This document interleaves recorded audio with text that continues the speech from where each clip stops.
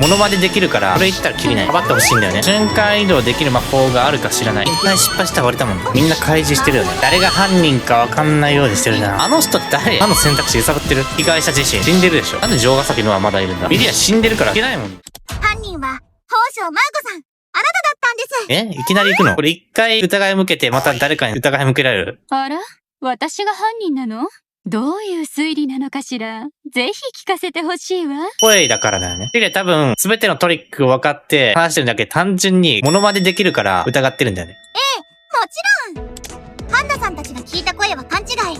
つまり犯人は、宝生マーゴさん。あなたなんです。なるほど、それでどうして私なのかしら？あなたは佐伯ミリアさんを殺した後、そのまま部屋に残っていたんです。しかしまずいことに、犯行直後にハンナさんとアンアンさんが懲罰房にやってきてしまった。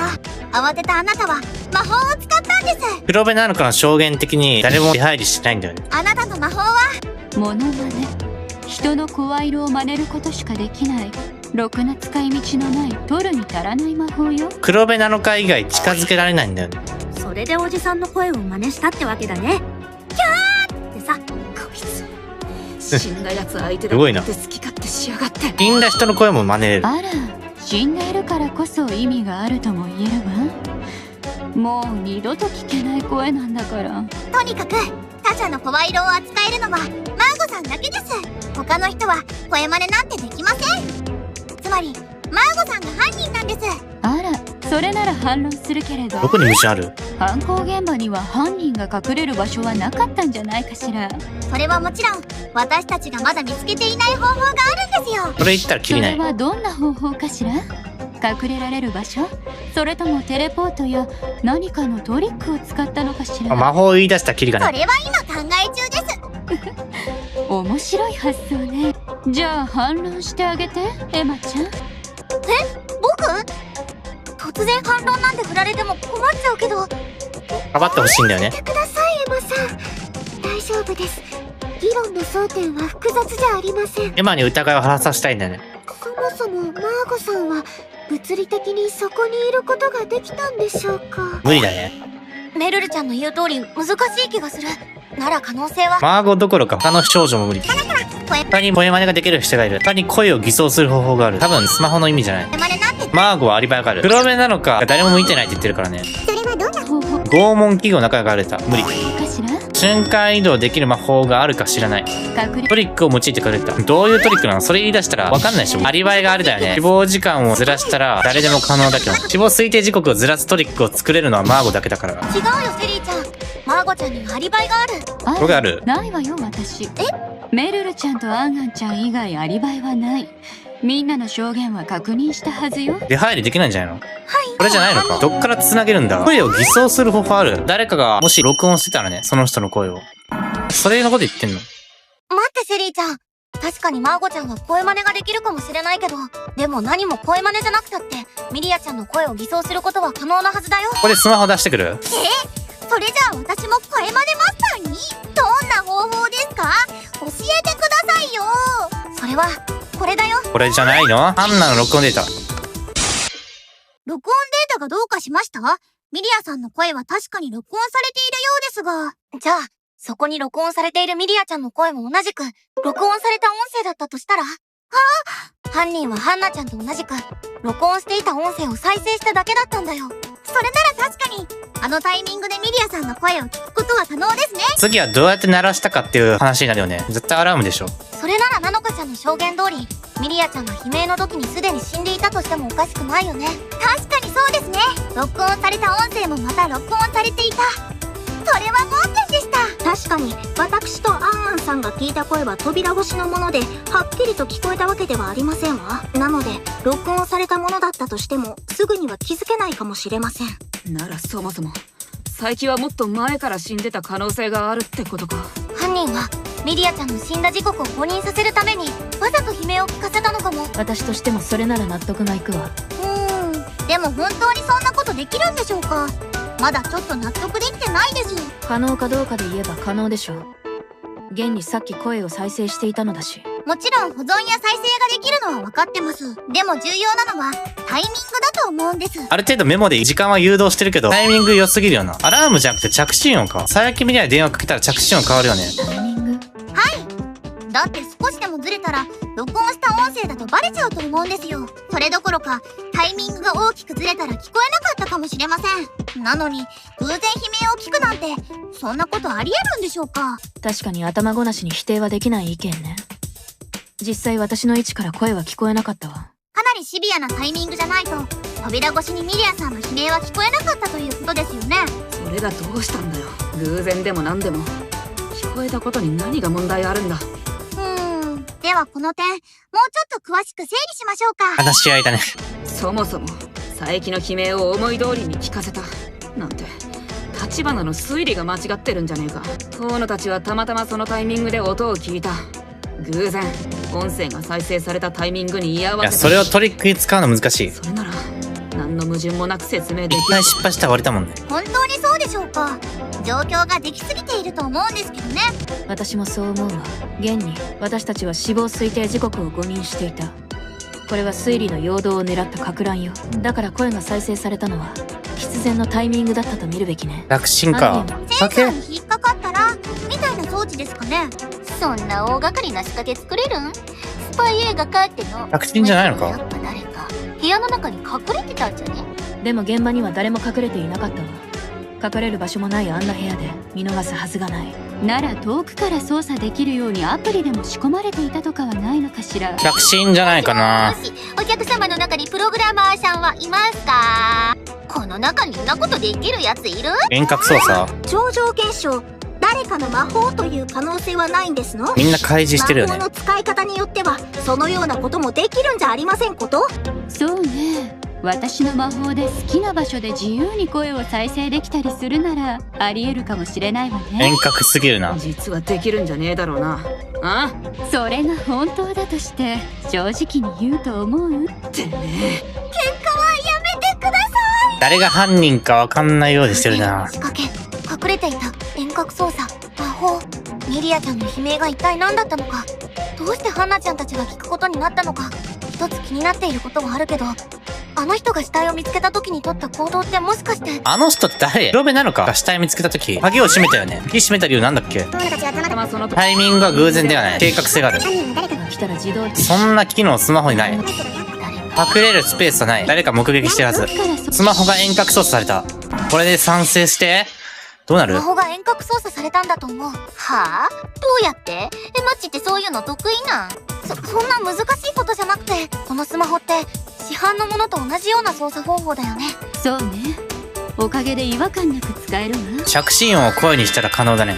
これ相手の ID が分かっていればスマホ同士でメッセージのやり取りや通話もできるんだ。あら、そうなのね。知らなかったわ。でも外部との連絡が取れないのならあまり意味はなさそうだけど。通話。連絡が取れるならメッセージでも何でもいいんだけどさ、スマホに着信音を設定していれば狙ったタイミングで遠隔操作することは難しくないはずだよ。確かに電話かけるだけで好きなタイミングで声を流せるってことじゃん。今かけたら証明できるよね。それなら難しいプログラムとか組まなくても僕たちにだってできるよね。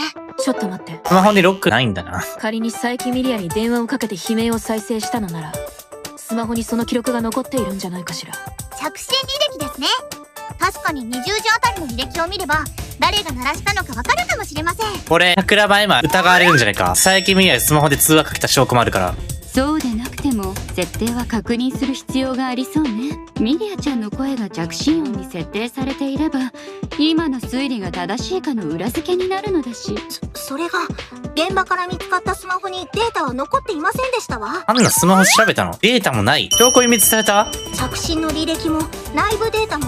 なんだそりゃ。履歴すらないんだ。データがないってことはじゃあ結局マッチの推理は間違いってこと？いや、そんなはずないよ。実は僕事件の前にミリアちゃんに電話をかけちゃったんだ。間違いでなんだけど。あ、桜庭エマさんですか。この時極長なんだよね。これいつ電話かけたっけ？極長？なんでって、いえね、ちょうど懲罰房の囚人の様子を見に来まして、そしたらスマホの着信があったので代わりに取ったまでですよ。でも確認しましたが、履歴には何も。牧長が取るはずないもん。エマさんとの通話履歴も存在していませんでしたわ。あの時、国長がミリアちゃんのスマホを操作して出ていたはずなんだ。だから履歴は残っているはず。きっと誰かが後からスマホのデータを消したんだと思う。そうじゃないと説明がつかないよ。つか、あいつめちゃくちゃスマホで凝ってたじゃん。いつもいじってたし、データが全くないなんて不自然すぎるっしょ。確かにそうね。仮に誰かが故意にデータを消していたのではないにしろ、データが消えるような何かがあったはずよ。壊れてないよね。データが消えるの何かがあった。犯人が自分が仕込んだ仕掛けを見破られたくなくて消したってのが一番しっくりくるけどな。そんなこと言ったって、一体そんなこと誰ができるんですの。部屋に入ったのってナノカだけなんだろう。そうだね。だからもう犯人はあいつでいいって。確かに当のハンナたちが悲鳴を録音してから私が鍵を閉めるまで私以外には誰も入っていない。客観的に見て私以外にデータを消した人物はいないということね。でも当然私は消していないわ。ナノカちゃんが犯人の可能性は消えないけど、ナノカちゃんが今言ったこと本当に正しいのかな。データは7日にしか消せない。7日以外にも消せる。消すタイミングあった。7日以外消せないでしょ。7日以外消す方法ある。どうやって消すんだ。無理でしょ。7日以外。そうだね。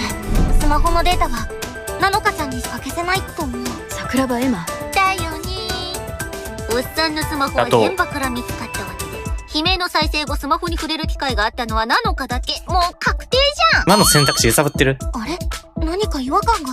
ナノカさん、どうして。違う、私は殺してない。データを消すにはスマホに触れる必要があったはず。スマホに触れた人、本当に誰もいなかったっけ。7日以外にも消せるの。もしかしてまだ生きてた。ミリア消せるよね。証拠隠滅してないな。あら、一人だけいるはずだよ。ナノカちゃん以外にデータを消せた人物が。被害者自身。僕の記憶違いでなければ、あの時その人は。本当に言ってる。違うよね。それはスマホの持ち主であるミリアちゃんしかいないよ。死んでるでしょ。佐伯ミリアは拘束されていたのよ。拘束だよそのね。状態でスマホには触れないでしょ。そっか。だよね。何？マッチ大丈夫？だって疲れてる？寝とく？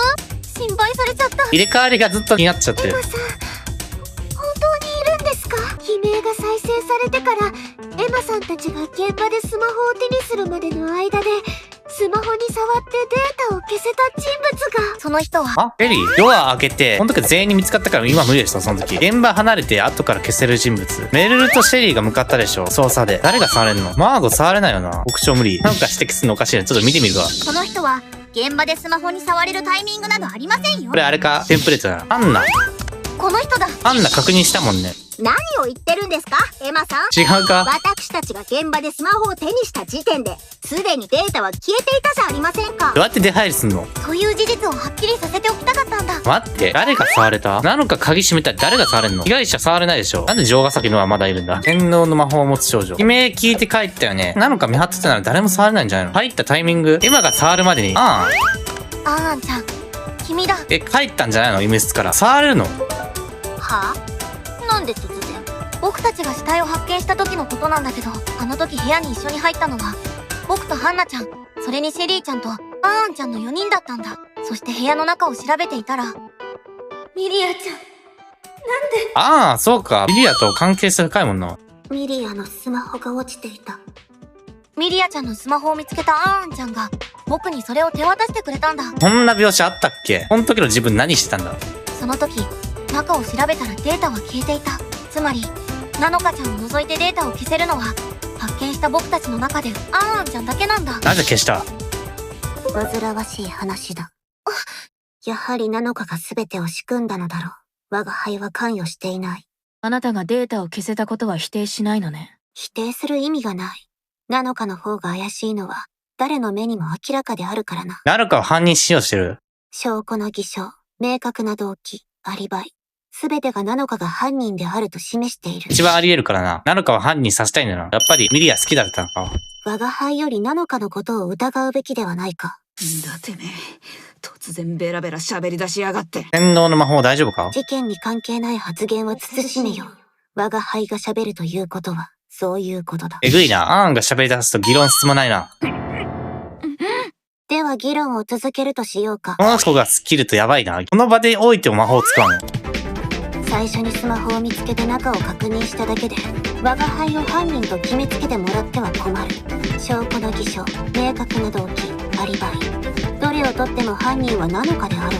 わかりやすいことこの上ないな。病弱すぎてどこ行ったこれに何か反論の余地があるとでも。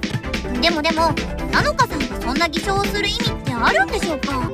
そんなことはどうでもいい粗末な問題だ。とっさに思いついただけの苦し紛れの言い訳だろう。けれど私がそれを正直に証言するのはおかしいんじゃないかしら。ただ犯行を煙に巻くだけなら全て黙っていればよかったはず。私が犯人なら自分から部屋に入ったことを言う必要はないし、鍵を提出する必要はないと主張させてもらうわ。そりゃそう。そんなものは結果論だ。もしお前がそこにいた証拠が出てくれば、その時は言い逃れができなくなるからな。だからあらかじめ逃げ道を作っていただけに過ぎない。違うか？証拠もない憶測ね。それこそ結果で言うなら、私が犯人だという証拠も、私が部屋に入ったという痕跡も、犯行現場からは何一つとして出てきてはいないでしょう。それは全て私の証言から分かったこと。私が犯人だとして自分に不利な証言をここまでするものかしら。何にせよ状況に変化はない。我が輩と裁きの天秤に乗るにしては、お前は疑われるべき怪しさの比重が重すぎる。どこ突っ込むん我がだ？輩にはミリアの声を偽装する意味がない。そもそも殺害する動機もなければ、我が輩が事件に関わる証拠も何もない。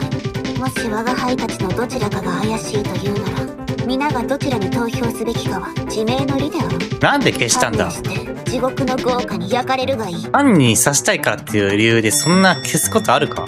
二人ともバチバチにやり合いだした。僕があーんちゃんを疑ったせい。エマさん、あなたのせいじゃないです。間違えると冤罪で処刑してしまいます。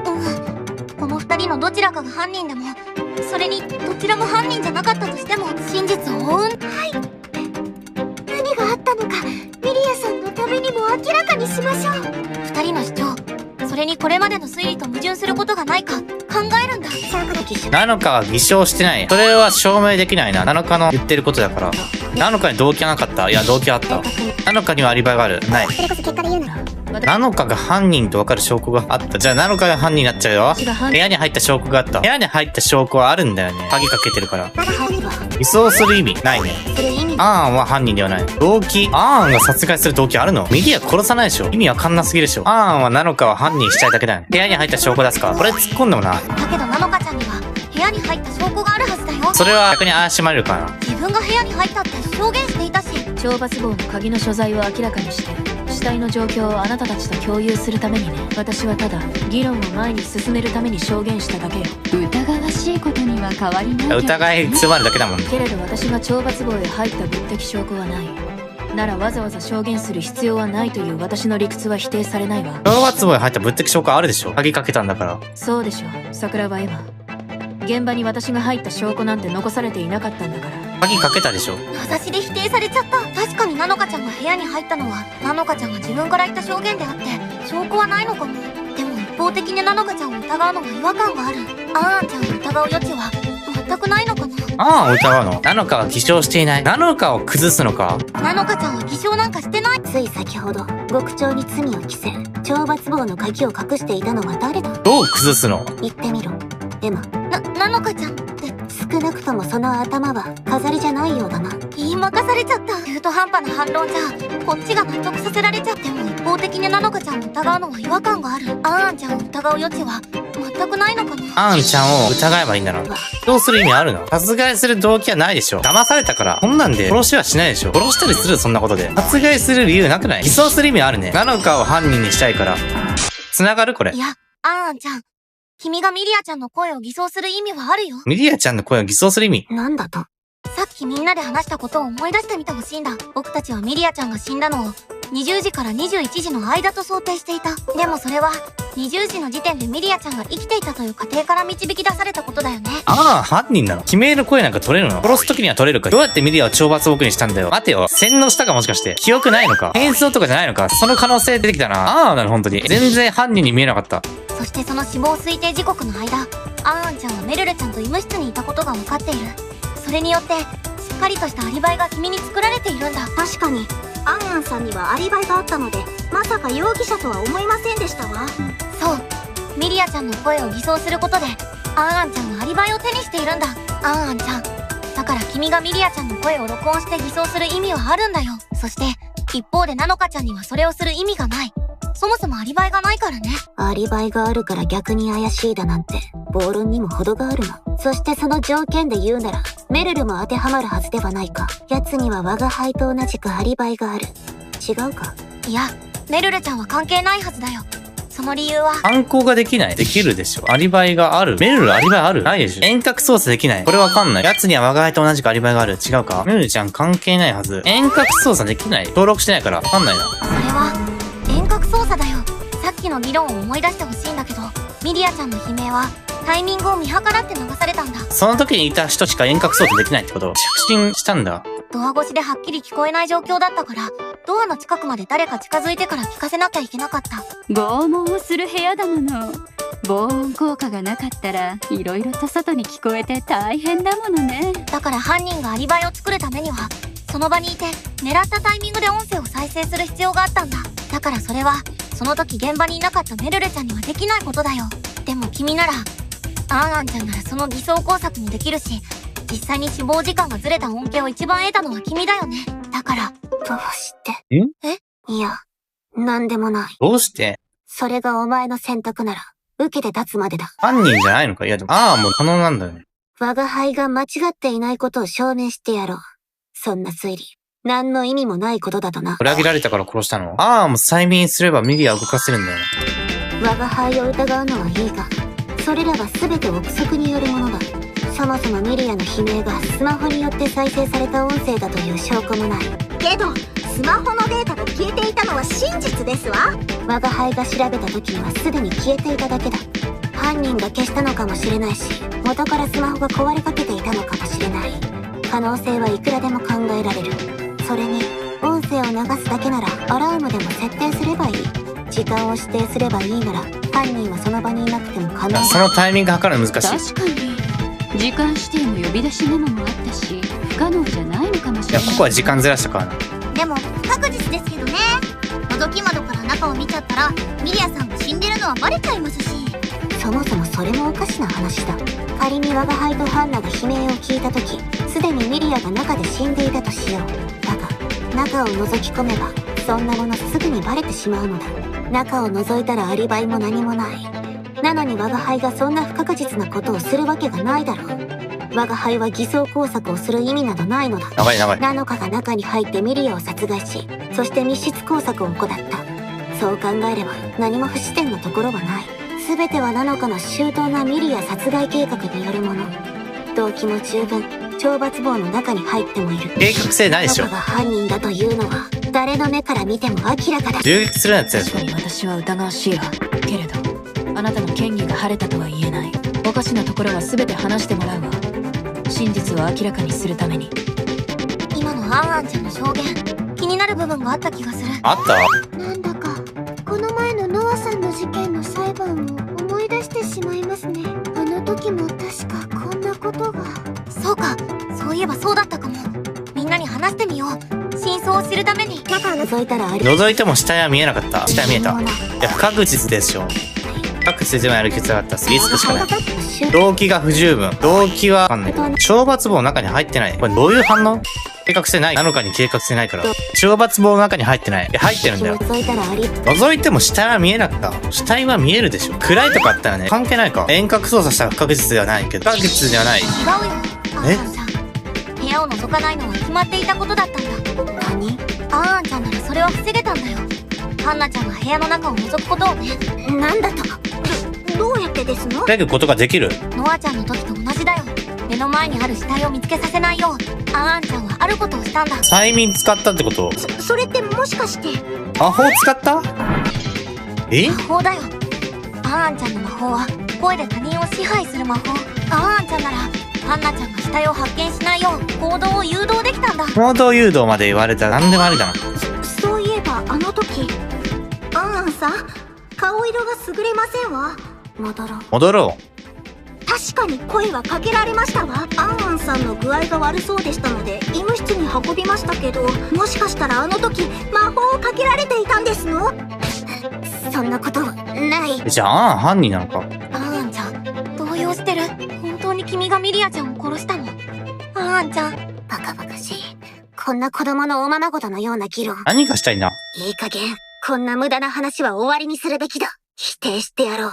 すべてを。小さな鍵もよくわかんないし。でも、極長の声なんだ？声意味わかんなすぎるから、マーゴずっと疑ってんだけどね。何がしたいんだ？わかんないな。録音した声を聞かせた。データを消した。ミリアを殺した。すべて我が輩がやった証拠などない。ただのたわごとだ。そもそもそれらが本当に事件に関連しているかも不明だ。机上の空論だろう。それを言うなら私だってそう。私も佐伯ミレアを殺した証拠なんてないわ。お前には少なくとも部屋に入ったという証拠がある。なのかちゃんから提出された懲罰棒の鍵ね。でもそれだってなのかちゃんから提出されたものだし、錠前も壊れちゃってるから本物か検証はできないけれど。何にせよ我が輩が犯人だという説に根拠はない。鍵が開いてたなら誰でも部屋に入れたし、殺害もできた。声の偽装だって他のものにもできたのだからな。できたね。だからこれ以上の議論は無駄だ。我が輩は犯人ではないのだから。あの3つの中にある。アンアンちゃんの言っている通りかもしれない。アンアンちゃんが犯人の証拠なんてないのかも。でも本当にナノカちゃんが殺したのかな。最初から考えてみよう。これまでのアンアンちゃんやナノカちゃんたちの証言と食い違う事実がないか。アーンはナノカを殺人犯にしたいだけじゃないのか。開いてたの。誰も部屋に入れない。いや、鍵がかかってないから。でも部屋に誰も殺せない。これって8時前のこと言ってるよね。誰も声の偽装はできない。この3つの中にあんの。アーン以外に部屋に入れた人物。声をどうやって入手したかだよね。声の偽装なんて誰にでもできるようなことじゃないよ。声真似できるやついるかな。先ほど言ったはずだ。悲鳴を指定時刻に鳴らすだけならアラームでもかければいい。誰でも容易に行える。貴様にだってできるんじゃないか。僕？自分でやったことをなすりつけるためにこうしてイチャモンをつけているのだろう。僕に疑いがかかっちゃった。でもさ、アンアンさんの言っていることはもっともかとは思います。ですがまだ議論していないことはあるかもしれません。ナノカの主張。ナノカさんの主張、思い出してみてください。ナノカちゃんの主張？誰も部屋に入れないってこと？ナノカちゃんは極長たちの仕業だって言ってたよね。その理由は確か。ナノカちゃんは極長たちの仕業。誰も部屋に入れないから鍵を持ってるのは極長たちだっけ。誰も部屋に入れない。その時の話してる。ちょっと待って、アンアンちゃん。それは違うと思うんだ。どういうことだ？ナノカちゃんの証言では懲罰棒の扉の鍵は開いていた。だけどそれって誰かが開けたから開いてたんじゃないかな。何が言いたい？鍵が開いてたなんてどうせなのかの嘘だろ。嘘だったとしても一つの問題が残るんだよ。その鍵どうやって手に入れたの？僕が言いたいのは、鍵は最初から存在しなかった。いや、鍵かかったでしょ。何のこと言ってんの？自然扉が入った。鍵閉まってなかったからナノカが入って鍵を拾った。懲罰棒の鍵なんて最初から存在しなかったんだ。いいえ、鍵自体は私が持っていた。あるよね。錠前は私が壊しましたけど鍵自体はありましたね。その鍵どうやって手に入れたの？多分かかってもいたとは思いますわ。落ち着いてください。なんで愛せたの？混乱してると思われちゃったみたい。エマさん、今の議論の流れを思い出してください。ナノカさんの証言では扉が最初から開いていたということになりますよね。そうだね。ではその扉が開いたのはどうしてなんでしょう？扉がどうして開いたのか。開けるには鍵が必要だったはず。ならその鍵を手に入れた方法は？僕が言いたいのは、鍵を手に入れた方法。自然扉が開いた。懲罰棒の扉は自然に開いた可能性があるってことだよ。誰かが開けたんじゃねえのかよ。え？即座に宣言撤回して言うか何なんだ。自然に開く扉。だってわかんの？自動ドアとか。あの扉どう見ても自動じゃありませんでしたわ。いい加減にしてくださいまし。怒られちゃった。ナノカにも扉を開けることが不可能。これ言ってどうなんの？鍵を拾ったからだよね。鍵かかってなかったんでしょ。ナノカちゃんにも不可能ってことだよ。懲罰棒の扉が開けられないなら、そもそもナノカちゃんにだって犯行が不可能なんだからね。それは。そうね。私が入れたのは鍵が開いていたからよ。誰か懲罰棒の鍵を開けてその鍵を中に置いていった人物がいるはずね。なんで置いていったの？だとしたらやっぱりおかしいんだよ。そもそもこの鍵ってどこから来たんだと思う？それがずっと知りたいよね。鍵が勝手にふよふよ浮かんでやってきて部屋に入ったわけじゃねえのは確かだな。ナノカがどこからか鍵を盗んできたのだろう。そうでないならそもそも全員が不可能なことになる。銃持ってるくらいだし手に入れる方法あるかもしんないよね。だからその推理は破綻している。論ずる意味はない。当然私が鍵を盗んだなんてことは否定するわ。それを証明することは不可能だ。その議論はこれ以上何の意味もなさない。本当にそうなのかな。ナノカちゃんの鍵を盗んでないと証明することはできない。だから拾ったんだよね。ナノカちゃんが鍵を盗んでいないと証明することができるわけないよね。そんなの証明できるはずがない。ナノカちゃんの証言が正しいなら鍵は誰かが懲罰棒に持ち込んだんだよね。なんで鍵を置いたんだ。そうね。だから私は運営側が犯人だと思う。私たちにはそもそも獄長たちがどこに鍵を保管しているのかすらわからないわ。なのかの言う通り、本当に鍵が懲罰棒の中に落ちていたとしても、それを誰が持ち込んだのかなんて証明はできない。話は終わりだな。話は終わりなの。エマさん、本当にそうでしょうか？メルルちゃん。確かに、誰が持ち込んだのかはわからないは正しいと思うんですけど、どこから持ち込んだかは知っている人がいるんじゃないでしょうか？牧長のこと言ってる？どこから持ち込んだのか。つまりそれってどこにあったのか。誰が持っていたのか。それってもしかすると。どうしましたエマさん。考え込んで何か思いつきました？この人ならどこから鍵が持ち込まれたのか知ってるかもしれない。知ってる人いる？そんな人いるんですか？それはなのかの原始アンが喋るわけないよね。いるかもしんないって何？ミリア死んでるからいけないもんね。懲罰棒に入れられたことある人と話すわけないですよ。鍵を管理している獄長たちならそれがわかるんじゃない？獄長に聞くの？獄長も選べるから選んじゃったけど、運営に情報聞けるのか？それは、桜庭、おめえ本気で言ってんのか？高みの見物決め込んでるあれに証言させるって。えぐいでしょ。